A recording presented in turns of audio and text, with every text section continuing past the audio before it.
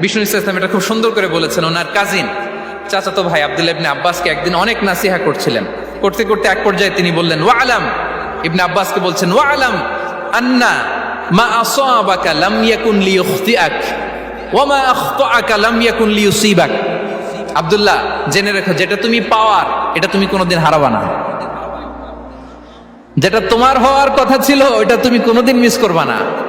আর যেটা তুমি পাওয়ার কথা না, গোটা বিশ্বের সব শক্তিকে হাতের মুঠোয় আনলেও সেটার দেখা তুমি পাবে না, পাবে না। ওয়ালাম আন্নামা আসাবাকা লাম ইয়াকুন লিইখতিআক ওয়া মা আখতাআকা লাম ইয়াকুন লিইউসিবাক। রুফিআতিল আকলাম ওয়া জাফফাতিস সুহুফ।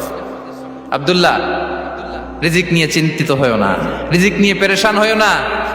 প্লে ইউর রোল, রিজিক ইজ ফিক্সড। যেটা তুমি পাওয়ার তুমিই পাবা, যেটা তুমি পাওয়ার কথা না চেষ্টা করেও সেটা তোমার কাছে আসবে না।